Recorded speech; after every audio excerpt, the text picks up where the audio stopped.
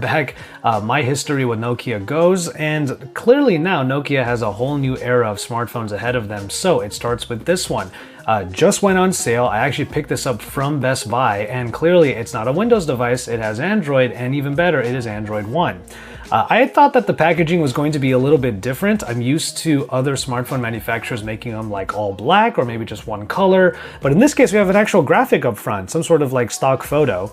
It's this handshake, which is I guess kind of a cool symbol, but I think the back of this phone would have been a little more eye-catching to people who might be looking at this box inside of a glass case. In any case, let's take a look at what is on the back of the box. All of the specifications. You're getting everything that you could ask for here, minus the top of the line Snapdragon processor. This is the Qualcomm Snapdragon 845, but we all know that that is a great processor. We know that the power is going to be there when we need it, on top of the 6 GB of RAM and 128 GB of onboard storage.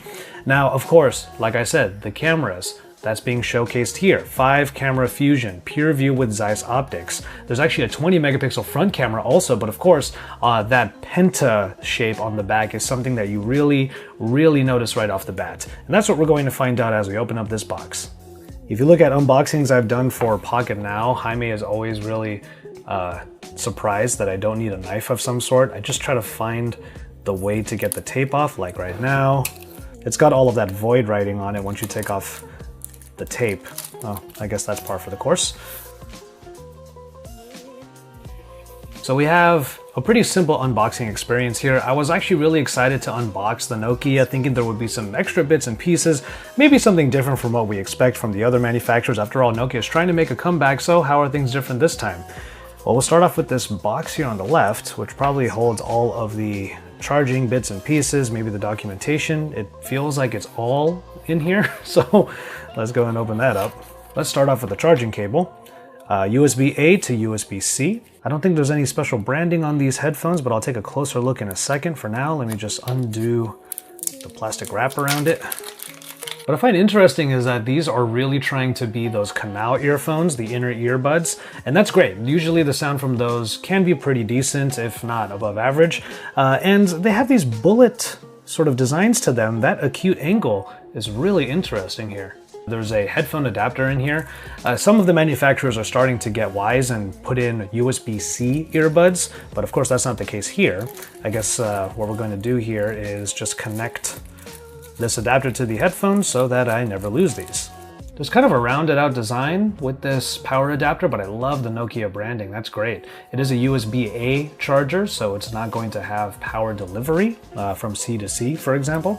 Actually, the box for the documentation is much larger than the documentation itself. Just gonna go ahead and put that back in there. I'm going to use that SIM tool, of course, to put probably my Google Fi card in here. I think Android One and Google Fi are going to be a pretty good duo here, so let's go ahead and get this phone powered up and started. I suppose I could have slid the phone out of the plastic. Sorry, that wasn't quite as awesome as I had hoped, but now that the plastic is off, look at just how well this phone shines. Wow, that looks really appealing. Okay, so I got the Sapphire Blue edition. It's glass on glass, super shiny. The Penta array is up here, of course. It almost looks like you're putting a hex on the phone, kind of performing a seance of sorts. But yeah, look at that. That just looks really nice. Yes.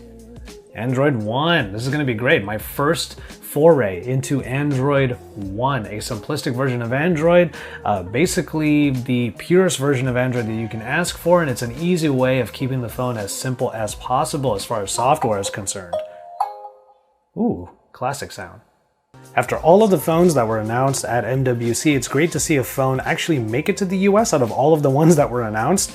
And yeah, the Nokia 9 PureView is probably going to be one of the most exciting ones, mainly because of its camera array. This is just too awesome to look at. It's weird, it's interesting, it really kind of reels you in, it makes you want to see what the camera is like, and that's the reason why I even picked this up today. I wasn't even planning on it, but then when I found out that all of the stores were starting to stock them, I had to see if one of them near me had it, and sure enough it did. Okay, so we have the under-display fingerprint sensor. It's right around there. So let's go on and get that set up. Start with this one. Try pressing a little harder. Okay, there you go. Oof. You have to press pretty hard to get this thing to consistently scan. A bit of a thumb workout, this one. Just really got pressed down hard. Now, one thing I really enjoyed about the setup was that it made it very clear this is a phone made for stills photography. There's one screen during the setup, right after you get the fingerprint reader set up, that says passionate about photography.